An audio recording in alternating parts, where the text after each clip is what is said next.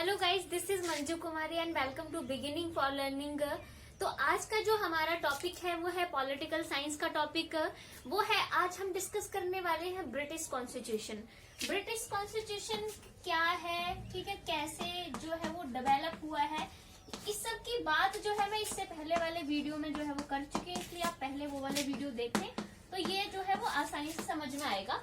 आज हम British constitution की जो है वो करने वाले हैं कुछ विशेषताओं की बात, ठीक है। यहाँ आज हम कुछ फीचर्स डिस्कस करेंगे, कुछ मेन फीचर्स और कुछ वो फीचर्स जो हमने ब्रिटेन के कॉन्स्टिट्यूशन से लिए हैं, वो आज हमें इस वीडियो में पता लगेंगे कि हमने कौन कौन सी विशेषताएं अपने संविधान की ब्रिटेन के संविधान से ली हुई है, ठीक है। तो पहले अगर हम बात करें ब्रिटेन के कॉन्स्टिट्यूशन की, तो सबसे पहले हम इनके कॉन्स्टिट्यूशन को इवॉल्व्ड कॉन्स्टिट्यूशन कहते हैं, यानी इनके संविधान जो है उसका विकास हुआ है। इवॉल्व यानी विकास हुआ है। जैसे अगर हम बात करें अपने संविधान की, तो हमारा संविधान जो है वो एक निश्चित स्थान पर, ठीक है, एक निश्चित समय में और एक निश्चित जो संविधान सभा थी, ठीक है, लोगों का एक निश्चित समूह था, उनके द्वारा हमारा संविधान बनाया गया, जिसे बनाने में 2 साल 11 महीने 18 दिन लगे। यानी एक निश्चित समय डिसाइड किया गया, एक निश्चित टाइम डिसाइड किया गया, एक निश्चित एक सभा जिसे हमने संविधान सभा कहा, उसके द्वारा हमारा संविधान बनाया गया। पर अगर हम ब्रिटेन की बात करें तो इनका संविधान जो है वो किसी निश्चित समय, किसी निश्चित संविधान सभा या किसी निश्चित स्थान पर नहीं बनाया गया, ठीक है। हमारे संविधान बनाने के लिए पूरी एक प्लानिंग की गई, पहले एक योजना बनाई गई कि ऐसे ऐसा संविधान बनाएंगे, ये चीजें अपने संविधान में ऐड करेंगे, बट इनकी कोई प्लानिंग नहीं हुई। इनका जो संविधान है वो खुद डेवलप हुआ है, खुद विकसित हुआ है। जैसे जैसे जो है वो समय बीतता गया, इनका जो संविधान है वो खुद ही जो है वो डेवलप होता गया। यानी कि हम बात कह सकते हैं कि जैसे जैसे समय बीतता गया, वैसे वैसे जो भी लोगों की जो है वो आवश्यकताएं जो है वो हुई, आवश्यकताओं के अनुसार जो चीजें आई समय के अनुसार, वो इनके संविधान में ऐड होती गई, ठीक है। ऐड होने का मतलब क्या है, अगर हम बात करें तो जो ब्रिटेन का संविधान है वो अनरिटन है, ठीक है, अलिखित है, अनरिटन है, यानी इनका संविधान लिखा हुआ नहीं है। हमारा संविधान लिखित एक दस्तावेज है पूरा, जो उस दस्तावेज में सारा कुछ शामिल कर दिया गया है, ठीक है। बट इनका ऐसे कोई रिटन संविधान है नहीं। इनका जो संविधान है ज्यादातर जो है वो कन्वेंशंस पर, यानी जो प्रथाएं होती हैं, कन्वेंशंस पर इनका संविधान जो है वो निर्धारित है। अब कन्वेंशंस यानी प्रथाएं क्या होती हैं, अब जैसे हर एक जो सोसाइटी होती है उनके कुछ रीति रिवाज होते हैं, मतलब बहुत पुराने समय से जिनको वो मानते चले आते हैं, क्योंकि उनको उनकी आवश्यकता होती है, तो वो आवश्यकताओं के अनुसार कुछ ऐसे रीति रिवाज, कुछ प्रथाएं हैं जो हर एक सोसाइटी मानती चली आती है, ठीक है। जैसे फॉर एग्जांपल हम अपनी सोसाइटी में बात करें, हमारी सोसाइटी में कितनी जो है प्रथाएं हैं कि ज्वाइंट फैमिली होती है, ज्यादातर शादी के बाद एक स्त्री और पुरुष एक साथ रह सकते हैं, ठीक है, और जो पेरेंट्स हैं वो बच्चों की देखभाल करेंगे जब वो बूढ़े हो जाएंगे। ये सारी एक रीति रिवाज प्रथाएं हैं हमारी सोसाइटी की, है ना। शादी के बाद लड़की जो है वो घर छोड़ के अपने हस्बैंड के घर चली जाती है, ये भी सब रीति रिवाज प्रथाएं हैं। तो ऐसे ही जो ब्रिटेन के लोग हैं उनकी भी प्रथाएं हैं। तो इन लोगों ने क्या किया है कि ये जो समाज में प्रथाएं, जो रीति रिवाज माने जा रहे हैं, उन्हीं रीति रिवाज प्रथाओं को अपना संविधान मान लिया, क्योंकि सोसाइटी इनको एक्सेप्ट तो वैसे ही कर रही है, सोसाइटी उन प्रथाओं संविधान को मान के चल रही है, तो उन सारी प्रथाओं को, उन सारे रीति रिवाजों को ही अपना संविधान मान लिया, उन संविधान में इन सभी प्रथाओं को ऐड कर लिया, ठीक है। अगर हम बात करें कि ऐसे हमारे देश में भी हो सकता था, बट हमारे देश में जो रीति रिवाज प्रथाएं हैं उनमें बहुत विविधता है, क्योंकि यहाँ धर्म जाति सब के आधार पर लोग बंटे हुए हैं, सब धर्मों जातियों लोगों के अपने अलग रीति रिवाज प्रथाएं हैं। तो सारी प्रथाओं को संविधान बनाना हमारे लिए तो मुश्किल था, ठीक है। बट इनके वहाँ ऐसे कुछ है नहीं कि अलग अलग धर्मों जातियों में बटे हुए हैं ज्यादातर लोग, ठीक है, ऐसा कुछ नहीं, इंग्लिश लोग हैं सारे, तो इसलिए इनकी जो प्रथाएं कन्वेंशंस हैं उनको ही संविधान मान लिए गए। इसलिए तो हम कहते हैं कि इनके संविधान का अबाउट 80% जो भाग है वो प्रथाओं पर आधारित है, प्रथाओं पर वेस्ट है। बाकी जो 20% बचा, हम कह सकते हैं कि वो सामान्य कानून, ये देश को चलाने के लिए कुछ सामान्य कानून होते हैं जो गवर्नमेंट बनाती है, वो 20% मान लो, 80% तो कन्वेंशन ही है इनकी कॉन्स्टिट्यूशन की। तो इस तरह से जो समय बीतता गया, नई नई कन्वेंशन आती गई, उन सभी कन्वेंशन को जोड़ते गए, कॉन्स्टिट्यूशन जो है इनका इस तरह से डेवलप होता गया, इसलिए इसको इवॉल्व कहते हैं। विकसित हुआ है, ये ऐतिहासिक रूप से ये विकसित हुआ है, जैसे पूरा इतिहास जैसे चला आ रहा है अब तक, ठीक है, और अनरिटन इसमें याद रखनी है। एक और मैं एक बात बताऊंगी, इसमें एक प्रोफेसर ऑग है, अगर वो भी आप याद रखोगे तो अच्छा रहेगा। प्रोफेसर ऑग ने कहते हैं कि जो ब्रिटेन का कॉन्स्टिट्यूशन है, कहते हैं ब्रिटेन का कॉन्स्टिट्यूशन जो है वो जीता जागता है। जीता जागता यानी कहते हैं कि समय के अनुसार जो जो लोगों की आवश्यकताएं आती गई हैं उन सबको जो संविधान में शामिल करते गए हैं, संविधान उसी से विकसित होता चला गया है। इसलिए ऑग ब्रिटेन के संविधान को जीता जागता संविधान कहते हैं। ठीक है, और जैसे कि मैंने आपको बोला कि ब्रिटेन का जो संविधान है वो अनरिटन है, अलिखित है, तो इसको लिखित रूप देने की भी कोशिश की गई थी। 1648 में सबसे पहले उसको जो है वो लिखित रूप प्रदान करने की कोशिश की थी, और उनका नाम था ओलिवर क्रोमवेल। ओलिवर क्रोमवेल ने सबसे पहले 1648 में ब्रिटेन के संविधान को लिखित रूप देने की कोशिश की, और उन्होंने इसका नाम रखा इंस्ट्रूमेंट ऑफ गवर्नमेंट। ठीक है, इंस्ट्रूमेंट ऑफ गवर्नमेंट उन्होंने उसका नाम रखा। रिटन फॉर्म मतलब इसको अभी तो रिटन में नहीं है, बट उन्होंने कोशिश की कि एक लिखित दस्तावेज जो है बना दिया जाए। बट 1660 में जो है फिर से यहाँ राजतंत्र आया, और जब राजा आया 1660 में फिर से उसने इस संविधान को जो लिखित था उसको नष्ट कर दिया, क्योंकि कोई भी राजा किसी निश्चित संविधान के अकॉर्डिंग चलना पसंद तो करता नहीं। राजा के अपने नियम रेगुलेशंस होते हैं, वो अपने अकॉर्डिंग चलेंगे। किसी एक दस्तावेज जो संविधान के अकॉर्डिंग चलना राजा पसंद नहीं करते, उसने ये जो है वो खारिज कर दिया, इसको बर्खास्त कर दिया कि भी ये संविधान नहीं माना जाएगा, इस तरह का कोई संविधान नहीं होगा, जो राजा बोलेगा वही चलेगा। ठीक है, तो ये कोशिश तो की गई थी, लेकिन इससे जो है वो खत्म कर दिया गया। ठीक है, तो इस तरह से हम इनके ब्रिटेन के कॉन्स्टिट्यूशन की पहली विशेषता यही कर सकते हैं कि इनका जो संविधान है वो इवॉल्व है, विकसित हुआ है समय के अनुसार। ठीक है, कोई लिखित तो दूसरी विशेषता हम इसकी बात कर सकते हैं कि ये ब्रिटेन का संविधान है वो ओल्डेस्ट कॉन्स्टिट्यूशन है, यानी कि इनका जो संविधान है सबसे पुराना है। ठीक है, सबसे पुराना है, यानी कि बाकी जो संविधान है चाहे अमेरिका हो, इंडिया हो, सब संविधान जो है वो बाद में बने हैं। सबसे पहले ब्रिटेन का संविधान ही बना था। तो ये जो संविधान है दूसरे संविधानों के लिए जननी का काम करता है, क्योंकि यहाँ जो सारे संविधान है इनसे इंस्पायर्ड हैं, कुछ ना कुछ उन्होंने यहाँ से इंस्पिरेशन ली ही है। अपनी इंडिया की बात करें तो हमने इनके संविधान से काफी कुछ लिया, जैसे लॉ मतलब कि कानून का शासन। ठीक है, कानून का शासन हो जाएगा, लॉ ऑफ रूल, संसदीय प्रणाली की सरकार, पार्लियामेंट्री फॉर्म ऑफ गवर्नमेंट, ये चीजें हमने ब्रिटेन के कॉन्स्टिट्यूशन से ली हुई है। ठीक है, तो ये इसलिए जननी का काम करता है दूसरे संविधानों के लिए। अगर हम यहाँ बात करें तो यहाँ पर एंग्लो सेक्शन जो एक कबीले थे, ठीक है, एंग्लो सेक्शन कबीला था, इन्होंने यहाँ पर आके जो है वो सीमित राजतंत्र की स्थापना की थी। सीमित राजतंत्र यानी सीमित राजतंत्र का मतलब होता है कि जहाँ राजा अपना प्रभुत्व नहीं जमाता हो, पूरी तरह से लोगों की भी सुनता हो। तो एंग्लो सेक्शन जो पीरियड आता है यहाँ पर, ये सारा कुछ मैंने अपने पहले वाली वीडियो में एक्सप्लेन किया हुआ, एंग्लो सेक्शन पीरियड वगैरह सब कुछ किया था, तो आप वो देख सकते हो। एंग्लो सेक्शन पीरियड में जो राजा था वो जो है उन्होंने एक काउंसिल बनाई थी, काउंसिल ऑफ एल्डर्स। ठीक है, काउंसिल ऑफ एल्डर्स बनाई थी, यानी इसमें जो बुजुर्ग लोग थे उनकी सलाह लेता था राजा कोई भी डिसीजन लेने से पहले। ठीक है, तो यहाँ पर जो था कि मतलब जब जो है वो एक प्रकार से लोकतंत्र जैसी परिस्थिति ही थी। ठीक है, फिर धीरे धीरे मतलब यहाँ बहुत ही उलटफेर होता है ब्रिटेन में, कभी राजतंत्र आता है, कभी वहां पर लोकतंत्र आता है, फिर राजतंत्र, फिर लोकतंत्र, फिर राजतंत्र, फिर लोकतंत्र।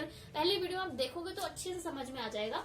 तो सबसे पुराना संविधान है एंग्लो सेक्शन पीरियड में हम बात करें तो कम से कम ये इनके संविधान को हम 1500 वर्ष पुराना संविधान जो है वो कह सकते हैं। ठीक है, तो काफी मतलब तभी तो हम इसको इवॉल्व कहते हैं कि विकसित हुआ है, मतलब अब तक 1500 साल पहले से शुरुआत हुई थी इसके विकसित होने की। ठीक है, तो ओल्डेस्ट कॉन्स्टिट्यूशन भी है, ये भी हम मान के चलेंगे, और इवॉल्व है ये भी हम मान के चलेंगे। ठीक है, देन उसके बाद हम बात करेंगे पार्लियामेंट्री फॉर्म ऑफ गवर्नमेंट। ये जो विशेषता है ये हमने इनके संविधान से ली हुई है। ठीक है, पार्लियामेंट्री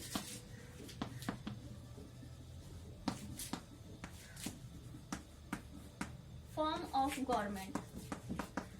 ठीक है, parliamentary form of government, parliament यानी संसदीय प्रणाली की सरकार। ठीक है, संसदीय प्रणाली की सरकार, ये विशेषता हमने इनके संविधान से ली है। संसदीय प्रणाली की सरकार में क्या होता है, इसकी कुछ विशेषताएं होती हैं। तो यहाँ पर भी संसदीय प्रणाली की सरकार है, ठीक है। इसमें क्या होता है कि जो कार्यकारी अध्यक्ष होता है, ठीक है, मतलब जो कार्यकारी अध्यक्ष होता है वो कार्यकारी अध्यक्ष जो है वो नाम मात्र का होता है, ठीक है। वो वास्तविक जो शक्ति होती है, जो पावर होती है, रियल पावर होती है, उसका इस्तेमाल, उसका यूज नहीं करता है, ठीक है। जैसे अगर हम अपनी बात करें तो हमारा कार्यकारी अध्यक्ष कौन है, हमारा कार्यकारी अध्यक्ष जो है वो राष्ट्रपति है ना, अपना प्रेसिडेंट है। तो अपने यहाँ अगर हम बात करें तो कार्यकारी अध्यक्ष राष्ट्रपति है, लेकिन जो रियल पावर है उसका इस्तेमाल राष्ट्रपति नहीं करता है। रियल पावर का इस्तेमाल कौन करता है, मंत्री परिषद करती है। मंत्री परिषद में कौन होता है, प्रधानमंत्री होता है, जो उसका पूरा एक नेतृत्व करता है। यानी हम इनडायरेक्टली कह सकते हैं कि जो रियल पावर होती है उसका इस्तेमाल जो है वो प्रधानमंत्री करता है, ठीक है, प्रधानमंत्री करता है, राष्ट्रपति नहीं करता है। तो वैसे ही यहाँ पर भी है ब्रिटेन में कि यहाँ जो कार्यकारी अध्यक्ष है वो राष्ट्रपति नहीं है, यहाँ कार्यकारी अध्यक्ष जो है वो रानी है, एलिजाबेथ सेकंड है, अभी आपको पता है यहाँ की रानी, ठीक है। यहाँ की जो रानी है वो कार्यकारी अध्यक्ष की भूमिका निभाती है। राष्ट्रपति इन लोगों ने नहीं चूज किया है, क्योंकि रानी ही राष्ट्रपति वाले सारे काम कर देती, तो राष्ट्रपति की जरूरत क्या है फिर। और ये लोग कहते हैं जी राष्ट्रपति चूज करेंगे तो वो किसी न किसी पार्टी से संबंध रखेगा, बट रानी का किसी भी पार्टी से कोई संबंध नहीं होता है, वो पूरे देश के बारे में सोचती है। इसलिए इन्होंने अपना राष्ट्रपति चूज नहीं किया, ये रानी को ही अपना राष्ट्रपति के जो सारे काम है वो सौंपते हैं, ठीक है। तो इनका जो कार्यकारी अध्यक्ष है वो रानी है, एलिजाबेथ सेकंड। तो अभी क्या है कि जो रियल पावर है वो यहाँ पर भी यही सेम सिचुएशन है इंडिया की तरह, रियल पावर जो है वो रानी नहीं इस्तेमाल करती है। कौन करता है, यहाँ पर भी प्रधानमंत्री करता है, ठीक है। यानी मंत्री परिषद जिसका नेतृत्व प्रधानमंत्री करता है, यानी वास्तविक पावर का जो इस्तेमाल है वो प्रधानमंत्री करता है, ठीक है। तो एक तो ये विशेषता आती है पार्लियामेंट्री फॉर्म ऑफ गवर्नमेंट की। फिर दूसरी जो विशेषता आती है पार्लियामेंट्री फॉर्म ऑफ गवर्नमेंट की कि जो मंत्री परिषद होती है, ठीक है, मंत्री परिषद,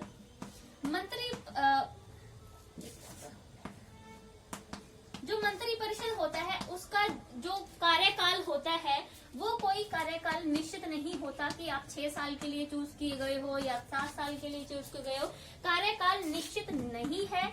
ऐसे ही इंडिया में है, ऐसे ही ब्रिटेन में है मंत्री परिषद का। ये जो निमन सदन होता है संसद का, ठीक है, जो निमन सदन होता है, एक मिनट में इसको समझा देती हूँ कि इनका मंत्री परिषद का कार्यकाल निश्चित नहीं है। मंत्री परिषद जो निमन सदन होता है उसके प्रति जो है उत्तरदायी होती है। अगर निमन सदन में वो अपना विश्वास बना के रख सकती है तब तक वो अपने पद पर रहती है मंत्री परिषद। अगर निमन सदन में उसने अपना विश्वास खो दिया तो मंत्री परिषद को त्याग पत्र देना पड़ता है, ठीक है। अगर हम बात करें निमन सदन की, अपनी संसद के 2 सदन है, ठीक है। निमन सदन को हम कहते हैं लोकसभा, और जो ऊपरी सदन है उसको हम लोग कहते हैं राज्यसभा, ठीक है। तो अपना तो निमन सदन लोकसभा है। अगर वही हम ब्रिटेन की बात करें तो ब्रिटेन का जो निमन सदन है वो है house of Commons. House of Commons इनका निमन सदन है, ठीक है। और जो ऊपरी सदन है उसको कहते हैं हाउस ऑफ लॉर्ड्स, ठीक है, हाउस ऑफ लॉर्ड्स। तो हमारे यहाँ पर जो मंत्री परिषद होगी वो लोकसभा के प्रति उत्तरदायी होगी, ठीक है।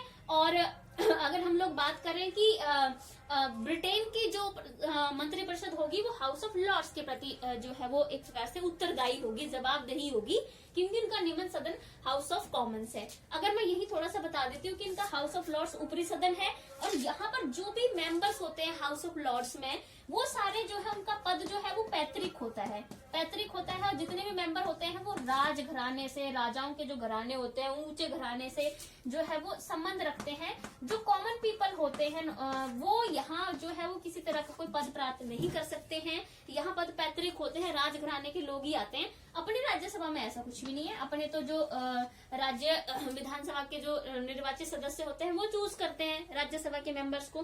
बट यहाँ जो इनका जो ऊपरी सदन है हाउस ऑफ लॉर्ड्स, यहाँ इनके जो भी मेंबर्स हैं उनके पद पैतृक हैं, ठीक है। मतलब पहले से ही एक के बाद एक आएगा कि कोई कॉमन लोग यहाँ नहीं आएंगे। हाउस ऑफ कॉमन्स में दोनों का सेम है। अपना भी लोकसभा के जो मेंबर्स हैं उनका चुनाव किया जाता है, आपको पता है, ठीक है, चुना जाता है। इनके भी जो निमन सदन है हाउस ऑफ कॉमन उसका भी जो है वो चुनाव ही किया जाता है, उसके मेंबर्स भी चुने जाते हैं लोगों के द्वारा, ठीक है।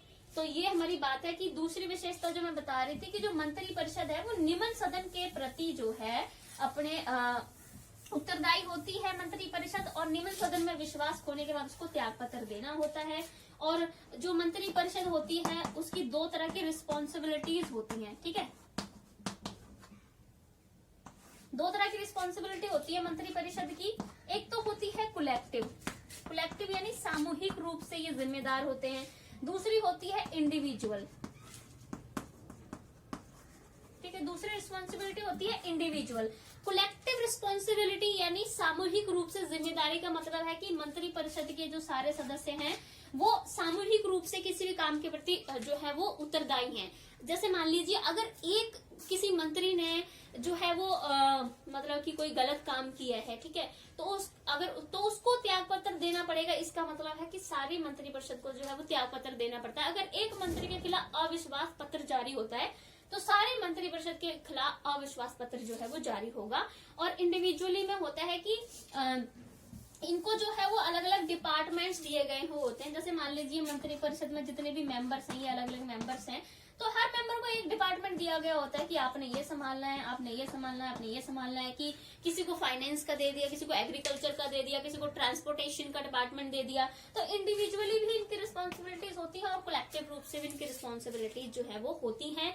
और यहाँ पर होता है कि एक और बात होती है कि जो मंत्री परिषद होती है उसको जो है वो शपथ दिलाई जाती है कि आपने जो भी गुप्त चीजें हैं, मतलब कि कुछ चीजें हैं जो आपको नहीं अब राज उनका खोलना है, तो वो चीजें जो है वो गुप्त रखनी है। तो गुप्त रखने के लिए इनको शपथ जो है वो दिलाई जाती है, ठीक है। तो इस तरह से हम कह सकते हैं कि पार्लियामेंट्री फॉर्म ऑफ गवर्नमेंट जो है वो यहाँ पर है। जो और क्योंकि हम जैसे मैं इसीलिए आपको इंडिया और ब्रिटेन दोनों का इकट्ठा करके समझा रही हूँ, क्योंकि हमने ये चीज ब्रिटेन से ही ली है, ठीक है। तो ये अगली विशेषता होगी। देन नेक्स्ट हम बात करेंगे कि इनका जो संविधान है वो काफी ज्यादा फ्लेक्सिबल है। इंडिया का कॉन्स्टिट्यूशन भी फ्लेक्सिबल है, बट साथ में हम लिखते हैं कि भारत का जो संविधान है वो रिजिड भी है, ठीक है। बट अगर हम इनकी बात करें तो इनका जो कॉन्स्टिट्यूशन है उसे हम रिजिड मानते नहीं है ही नहीं, तो हम मानेंगे क्या, ठीक है। फ्लेक्सिबल मतलब लचीला, ठीक है, लचीला। इनका संविधान काफी ज्यादा फ्लेक्सिबल है। फ्लेक्सिबल का मतलब होता है कि वो कॉन्स्टिट्यूशन जिसमें आसानी से कोई भी संशोधन किया जा सके, कोई भी जो है उसकी जो धारा है, ठीक है, उसको कभी भी जो है मतलब रद्द किया जा सके, ठीक है। कोई भी नए जो कानून वगैरह हैं जो है वो आसानी से बनाए जा सके, ठीक है। ऐसा कोई संविधान होता है तो उसको फ्लेक्सिबल बोला जाता है, ठीक है। तो इनके यहाँ पर यही है, ये सारी विशेषताएं हैं कि इनकी जो संसद है, आपको पता है संसद ही कानून बनाती है, तो जो संसद है ना वो आसानी से मतलब संविधान में कोई भी संशोधन वगैरह आसानी से कर देती है।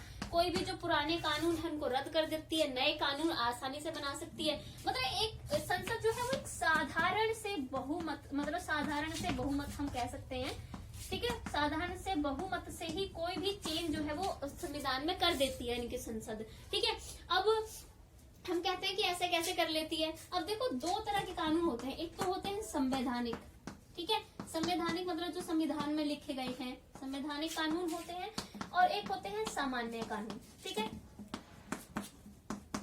सामान्य कानून जो कि कोई भी गवर्नमेंट आके कभी भी बनाती है, कभी भी उनमें कोई भी चेंज कर देती है। अभी जैसे जो कृषि लॉज हैं वो सामान्य कानून है। हमारी जो अभी गवर्नमेंट आई अपनी, तो उन्होंने 3 जो लॉज बनाए हैं एग्रीकल्चर को लेकर, ठीक है, वो सामान्य कानून में जाएंगे, वो संवैधानिक कानून में नहीं होंगे। संवैधानिक कानून में होता है कि जो संविधान में लिखे हुए हैं और आप उनको आसानी से चेंज नहीं कर सकते, ठीक है। उनके चेंज करने की, संशोधन करने की प्रोसेस बहुत लॉन्ग होती है, ठीक है। जैसे फॉर एग्जांपल हमारे जो फंडामेंटल राइट्स हैं, अगर उनको सामान्य कानून में शामिल कर दिया जाए तो कोई भी गवर्नमेंट आएगी हमारे फंडामेंटल राइट्स कभी भी छीन लेगी हमसे, ठीक है। तो वो फंडामेंटल राइट्स अपने संवैधानिक कानून है, उनको आप आसानी से चेंज नहीं कर सकते। ऐसे नहीं कोई भी गवर्नमेंट आई कुछ भी संविधान में चेंज कर दिया, लो जी, ऐसा नहीं होता। तो संवैधानिक कानून वो होते हैं जो संविधान में लिखे हुए हैं, लेकिन सामान्य होते हैं जब कोई भी गवर्नमेंट आती है, वो गवर्नमेंट जो बनाती है चेंज करती रहती है, उसको हम सामान्य कहते हैं।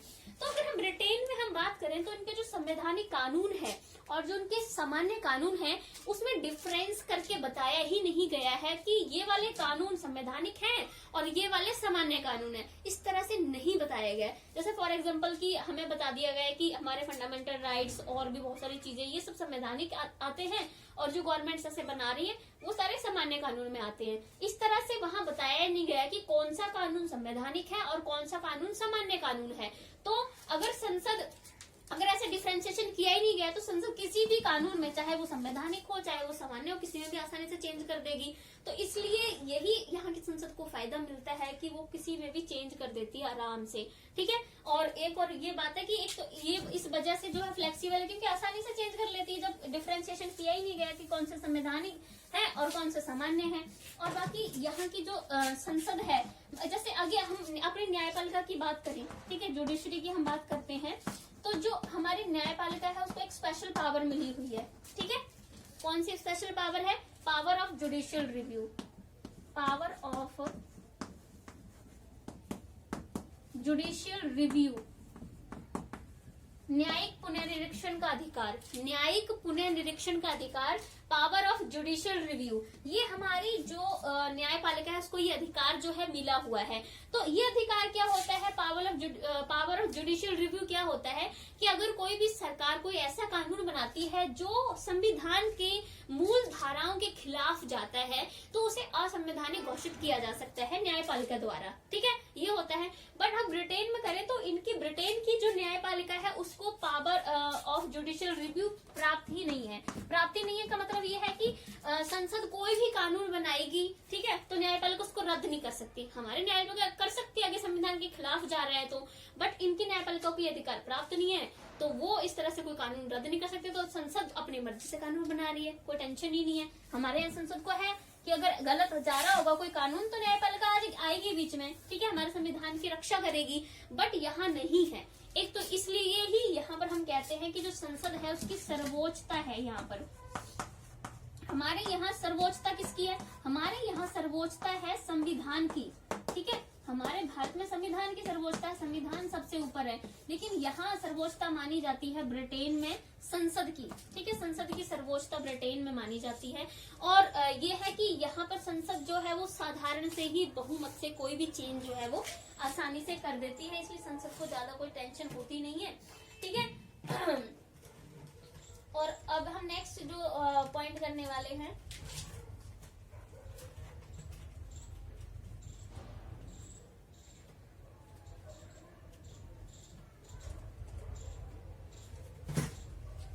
ओके, तो ये हो गया हमारा पॉइंट की फ्लेक्सिबल है, ठीक है।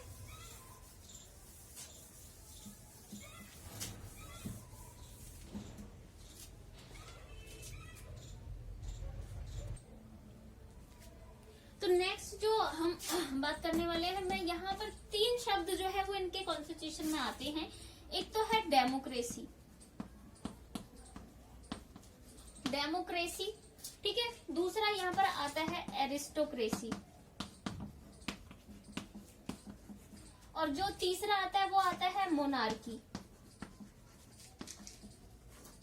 डेमोक्रेसी को हम कहते हैं लोकतंत्र, ठीक है, एरिस्टोक्रेसी को कहते हैं कुलीन तंत्र, और मोनार्की को कहते हैं राजतंत्र, ठीक है। तो यहाँ का जो कॉन्स्टिट्यूशन है ब्रिटेन का, उसको जो है वो मिश्रित कॉन्स्टिट्यूशन, मिक्स्ड कॉन्स्टिट्यूशन जो है वो माना जाता है। मिक्स्ड यानी मिश्रित संविधान जो है वो माना जाता है ब्रिटेन का, क्योंकि वहां पर ये तीनों चीजें पाई जाती हैं। डेमोक्रेसी भी पाई जाती है, एरिस्टोक्रेसी भी पाई जाती है, और मोनार्की भी पाई जाती है। अब हम एक एक करके डिस्कस करेंगे। सबसे पहले हम मोनार्की की बात करेंगे। मोनार्की यानी राजतंत्र कैसे पाया जाता है? राजतंत्र ऐसे पाया जाता है कि वहां अभी भी राजा रानी है, ठीक है, अभी भी राजा रानी को संवैधानिक रूप से हम कह सकते हैं, या फिर हम कह सकते हैं सैद्धांतिक। व्यवहार में तो राजा रानी अपने पावर का इस्तेमाल अब नहीं करते हैं, लेकिन सैद्धांतिक रूप से अभी भी राजा रानी का ही शासन है। वहां जो रानी है उसी को सबसे ऊपर माना जाता है अभी भी, सैद्धांतिक रूप से, ठीक है। प्रैक्टिकली तो नहीं अब वो करते हैं, लेकिन सैद्धांतिक रूप से अभी भी उसी को माना जाता है। तो अभी रानी एलिजाबेथ है उनकी, ठीक है। तो उनका राष्ट्रपति की जो भूमिका है, मैंने आपको पहले बताया कि रानी निभाती है। रानी को वीटो का अधिकार प्राप्त है।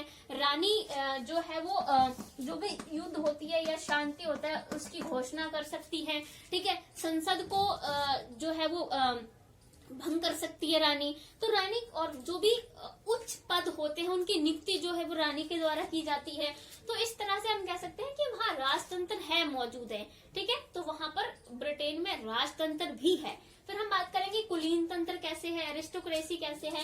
एरिस्टोक्रेसी ऐसे है कि जैसे मैंने आपको अभी बताया था कि हाउस ऑफ लॉर्ड्स जो उनका ऊपरी सदन है ब्रिटेन का, हाउस ऑफ लॉर्ड्स, वहां पर जो मेंबर्स हैं वो सारे राजघराने के मेंबर्स ही होते हैं, जो ऊंचे घरानों से संबंध रखते हैं, अमीर फैमिली से जो बिलोंग करते हैं, जो राजघराने उनके पिछले चले आ रहे हैं ना, उनके ही लोग जो है वो हाउस ऑफ लॉर्ड्स जो कि संसद का ऊपरी सदन है उसके सदस्य बन सकते हैं। तो इस तरह से वहां कुलीन तंत्र भी है। अब डेमोक्रेसी कैसे है, डेमोक्रेसी आप देख सकते हैं कि जो निम्न सदन है, निम्न सदन हाउस ऑफ कॉमन्स, उसके सारे मेंबर्स जो हैं वो लोगों के द्वारा ही चूज किए जाते हैं। और फिर लोकसभा में जिस भी पार्टी को बहुमत प्राप्त होता है वो जो है वो सरकार बनाती है, अपने इंडिया की तरह ही निम्न सदन में है ना, सरकार बनाते हैं और सरकार को प्रधानमंत्री चलाता है। और ये सारे जो गुण होते हैं वो एक डेमोक्रेटिक कंट्री के होते हैं। तो ब्रिटेन में डेमोक्रेसी भी है, ठीक है।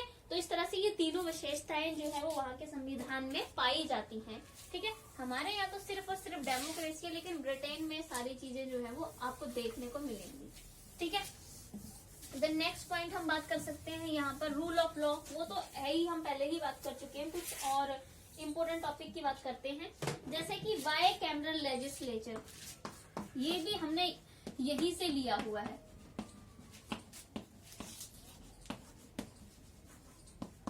बाय कैमरल लेजिस्लेचर यानी दो सदनीय विधायिका, ठीक है। विधायिका यानी हम इसको संसद कहते हैं। तो जो यहाँ पर की जो संसद है उसके दो सदन हैं, जो कि मैं पहले ही बता चुकी हूँ, अपनी तरह ही है इनके दो सदन, ठीक है। अपने बात करें तो निम्न सदन जो है वो लोकसभा है और ऊपरी सदन अपना जो है वो राज्यसभा है।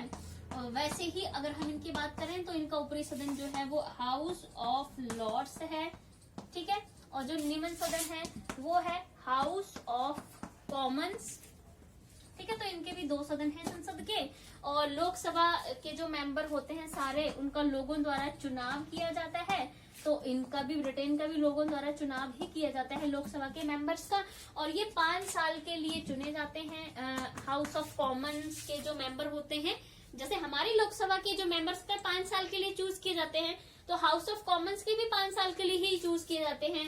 राज्यसभा के लिए 6 साल होता है, ठीक है। और बट यहाँ पर थोड़ा अंतर है, ब्रिटेन का जो हाउस ऑफ लॉर्ड्स ऊपरी सदन है, इनका पद पैतृक है। राजघराने से संबंध रखने वाले लोग जो हैं वो यहाँ पर चूज किए जाते हैं, ठीक है। इनका कोई टाइम पीरियड नहीं है, इनका पद ही पैतृक है यहाँ हाउस ऑफ लॉर्ड्स में। ये थोड़ा सा अलग है, लेकिन लोकसभा और हाउस ऑफ कॉमन्स एक जैसे ही चलते हैं बिल्कुल। अपनी लोकसभा में जिस पार्टी को बहुमत प्राप्त होता है वो सरकार बनाती है, वैसे ही हाउस ऑफ कॉमन्स में ब्रिटेन में भी जिस पार्टी को बहुमत प्राप्त होता है वो सरकार बनाता है, उसका प्रधानमंत्री बनता है। तो ये सेम प्रोसेस जो है वो अपनी यहाँ पर और उसकी सेम चलती है, ठीक है। तो बाई कैमरल लेजिस्लेचर जो है, अगर हम बात करें तो ये बाई कैमरल लेजिस्लेचर जो है वो यहाँ पर 1295 में जो है वो स्टार्ट की थी। एडवर्ड सेकंड जो है एक राजा था यहाँ पर, एडवर्ड, एक मैं इसको साफ कर देती हूँ। ये बाई कैमरल यानी जो द्विसदनीय विधायिका है, इसकी शुरुआत हुई थी 1295 में।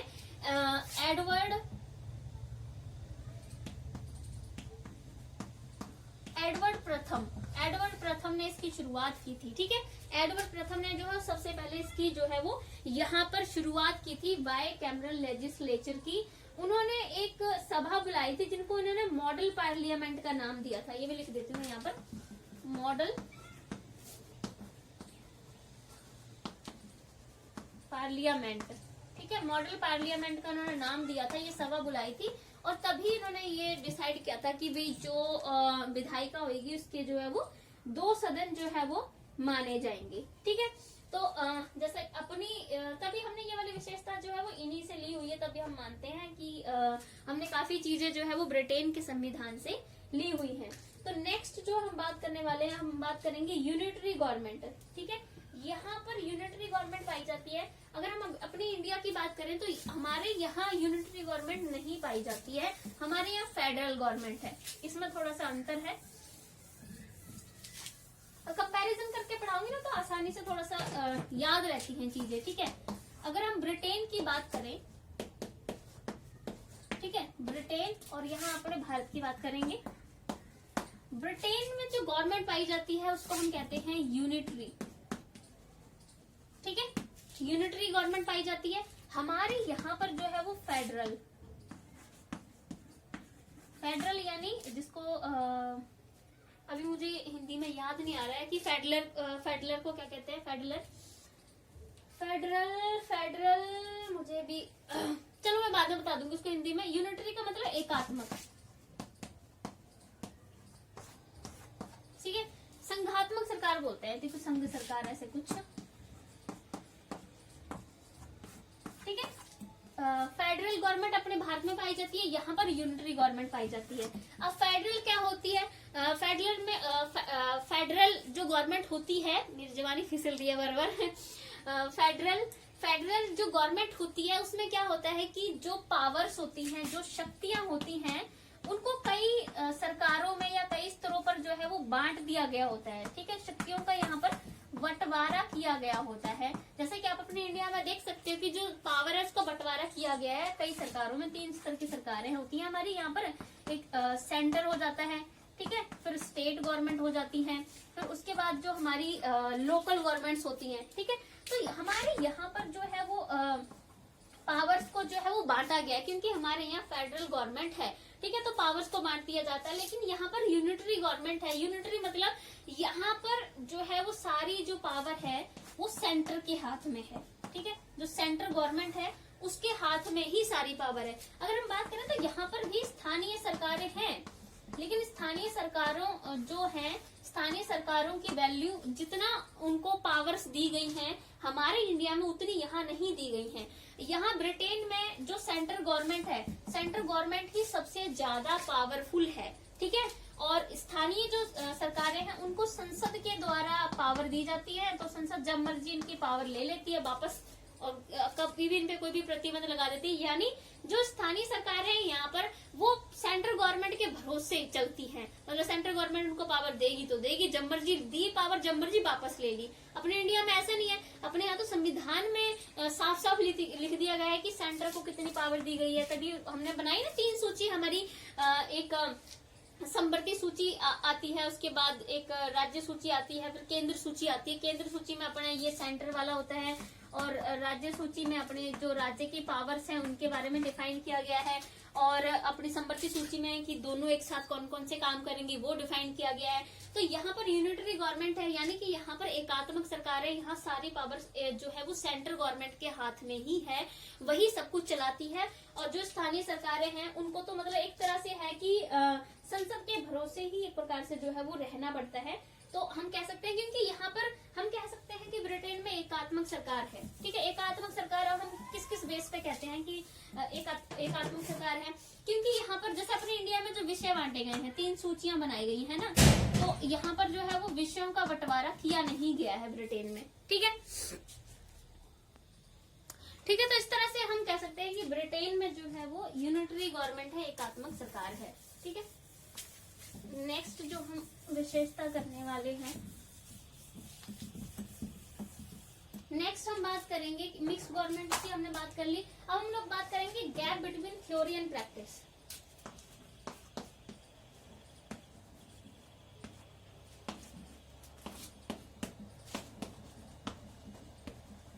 थ्योरी एंड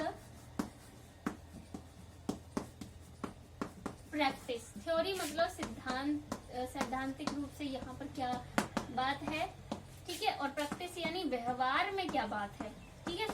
तो यहाँ पर अगर आप देखोगे ब्रिटेन के संविधान में, हमारे संविधान में भी बहुत सारी ऐसी चीजें हैं जो व्यवहार में कुछ और है और सैद्धांतिक रूप से कुछ और है, ठीक है। तो अभी हम बात करें कि यहाँ पर सैद्धांतिक रूप से जो चीजें लिखी गई हैं, मतलब सैद्धांतिक रूप से जो चीजें डिसाइड की गई कि ये पावर इसको दी गई है, ये इसने काम करना है, वो एक्चुअली में व्यवहार में है ही नहीं, ठीक है। जैसे फॉर एग्जांपल अगर हम बात करें रानी की, तो ये वैसे मैंने पहले भी बता दिया कि इनके अकॉर्डिंग ये क्या है कि जो राजा या रानी होएगा वो सर्वोच्च है, सारी पावर राजा रानी के हाथ में होगी, ठीक है। तो जो शक्ति का केंद्र है वो कौन होगा, राजा रानी होगा, ठीक है। वो क्या कर सकता है कि वीटो का अधिकार जो है वो उसको प्राप्त है, ठीक है। युद्ध और शांति की घोषणा राजा रानी करता है। जो पद होते हैं, मतलब कि जो भी पद उन्नति करनी होती है या किसी भी पद पे नियुक्ति करनी होती है, वो राजा रानी जो है वो करेगा, ठीक है। और रानी जो है वो संसद का जो नियमन सदन है या संसद है उसको भंग कर सकती है, ठीक है। सारी पावर्स जो है वो रानी को दी गई है, लेकिन एक्चुअली में रानी इन पावर्स का यूज नहीं करती है, ठीक है। तो सैद्धांतिक रूप से तो ये बताया गया, लेकिन व्यवहार में देखें तो इन सबका कुछ यूज नहीं किया जाता है। सॉरी। फिर अगर हम संसद की बात करें तो संसद, हम कहते हैं कि सबसे ज्यादा जो है पावरफुल यहाँ की संसद है, सर्वोच्च है, ठीक है। लेकिन अगर हम बात करें तो व्यवहार में ऐसा नहीं है। व्यवहार में जो सर्वोच्चता एक प्रकार से मंत्री परिषद जो है उसको प्राप्त है। मंत्री परिषद ही जो है वो ज्यादा पावर इस्तेमाल करती है, ठीक है। व्यवहार में देखें तो ये इनका जो व्यवहारिक रूप जो है वो सामने आता है, यानी व्यवहार में कुछ और लिखा है और प्रैक्टिकली कुछ और बातें जो है। और एक और यहाँ पर आता है वो आता है यहाँ पर राजतंत्र को लेकर, राजतंत्र और लोकतंत्र को लेकर, ठीक है।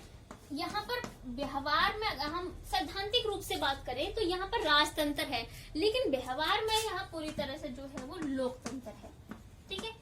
सैद्धांतिक रूप से तो ब्रिटेन में राजतंत्र माना जाता है, ठीक है। राजा रानी है, बीवी है, सब कुछ वही जो एक उसमें होता है वो है, लेकिन प्रैक्टिकली रूप में लोकतंत्र चलता है। वहाँ जो प्रधानमंत्री हमारे तरह सारा काम करता है वही चलता है यहाँ पर, ठीक है। तो पूरा एक जो सैद्धांतिक रूप से डिसाइड किया गया है और जो प्रैक्टिकली है उन चीजों में बिल्कुल ही अलग है। मतलब कोई एक प्रकार से समानता है नहीं कि सैद्धांतिक रूप से ये लिखा गया तो वही हो रहा होगा, नहीं, ऐसा कुछ भी नहीं है वहाँ पर। मतलब चीजें जो है वो एकदम अलग है, ठीक है। अब हम बात करेंगे टू पार्टी सिस्टम, या हम इसको बाई पार्टी सिस्टम भी कह सकते हैं, बाई पार्टी सिस्टम। अगर हम ब्रिटेन की बात करें तो यहाँ जो है वो पार्टी सिस्टम, मतलब जो पार्टी होती है, ठीक है, जो पार्टी है वो दो पार्टी यहाँ पर मेनली काम करती हैं, ठीक है। मतलब कि मेनली यहाँ पर दो पार्टी का प्रभुत्व है। अगर हम बात करें विलियम सेकंड जो एक राजा था, विलियम सेकंड, इस राजा के टाइम पे जो है यहाँ पर दो पार्टी बनी थी। एक थी बिग पार्टी, ठीक है, और जो दूसरी पार्टी थी उसका नाम था टोरी, ठीक है। जो बिग पार्टी थी उसको जनता का समर्थन प्राप्त था। टोरी पार्टी जो है वो राजा का समर्थन करती थी कि सारी पावर जो है वो राजा के हाथ में होनी चाहिए, लेकिन बिग पार्टी कहती थी कि जनता को भी प्रतिनिधित्व जो है वो दिया जाना चाहिए, ठीक है। तो शुरू में यहाँ पर विलियम सेकंड के टाइम पे बिग और टोरी दो पार्टी जो थी वो फेमस थी, लेकिन बाद में 1935 में जाकर यहाँ एक सुधार एक्ट जो है वो लागू होता है। सुधार एक्ट होता है, ठीक है। और इस एक्ट के बाद मैं इधर लिख देती हूँ 1932 में होता है, क्योंकि मैं इसको पक्का करके बताती हूँ। 1932 में ही होता है,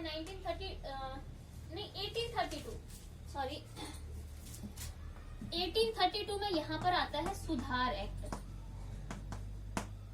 और इस सुधार एक्ट के बाद जो है ये दोनों पार्टी जो है वो अपना नाम जो है वो चेंज कर लेती हैं, ठीक है। जो बिग पार्टी होती है वो बिग पार्टी जो है वो अपना नाम जो है लिबरल रख लेती है, और जो अपनी टोरी पार्टी है वो अपना नाम कंजर्वेटिव पार्टी रख लेती है, ठीक है। यानी बिग पार्टी का जो नाम है अब चेंज हो जाता है, वो अपना नाम रख लेती है लिबरल, ठीक है, लिबरल ये रखती है 1982 के बाद, ये लिबरल पार्टी बन जाती है। और जो टोरी पार्टी है वो कंजर्वेटिव, ठीक है, कंजर्वेटिव पार्टी बन जाती है। अपनी जो बिग पार्टी है वो अपना नाम लिबरल पार्टी रख लेती है, ठीक है। और जो टोरी है वो अपना नाम जो है वो कंजर्वेटिव पार्टी रख लेती है। उसके बाद जो है वो 1905 में एक और यहाँ पर जो है वो प्रमुख पार्टी सामने आती है, उसका नाम होता है लेबर पार्टी, ठीक है। लेबर पार्टी 1905 में लेबर पार्टी तीसरी पार्टी जो यहाँ पर फेमस होती है वो आती है।